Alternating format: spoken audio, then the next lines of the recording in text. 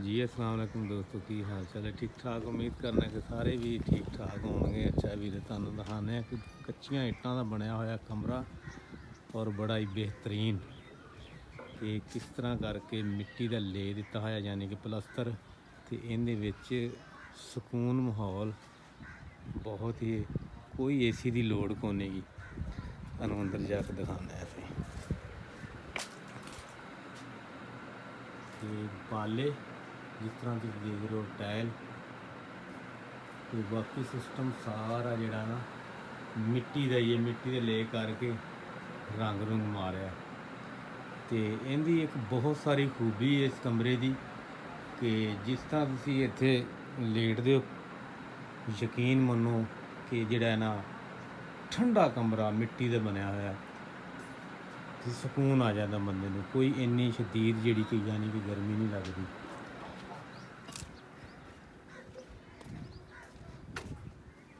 इसी निस्बत असी होर एक तैयार कर रहे हैं, लेकिन ये इट जी है पक्की है। यह दीवार तुम देखो, कच्चियां बिल्कुल जी इट्टां बनिया हुई वा, इट्टां बनिया सी, उन्हों का कमरा बनाया। तो बहुत ही बेहतरीन सिस्टम है कि लोग इस तरह के कमरे बनाते सन। तो अजकल ज़्यादा टैक्नोलॉजी आ गई है, देखो किस तरह पक्कियां इट्टां।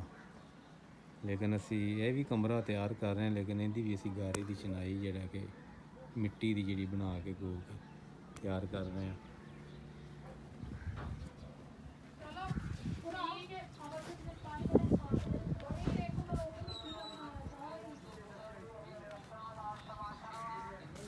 जिमें कि किस तरह तुम देख रहे हो, कबूतर भी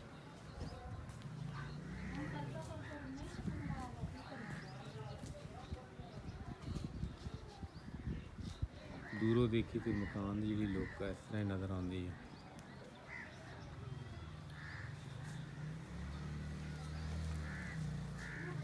एक होर चीज़ देखो जी, अक्सर मकानों के विंडो लगाई जाती है, ग्रिल लगाई जाती है। इत्थे इस मकान के ग्रिल की भी कोई इशू को नहीं, कोई बनाने की लोड़ ही को नहीं कि इन्होंने माशाल्लाह तो सामने से दो सुराख नज़र आ रहे होंगे। ये सिर्फ हवा की क्रॉसिंग वास्ते रखा वा। इन्हों बहुत ठंडी हवा जी यानी कि क्रॉस होंगी, कमरे सारे ठंडा रख, क्योंकि मिट्टी का बनया होया वा सारा। तो इनका जोड़ा ना निज़ाम जोड़ा माशाल्लाह बहुत ही प्यारा है इवें दे मकान का।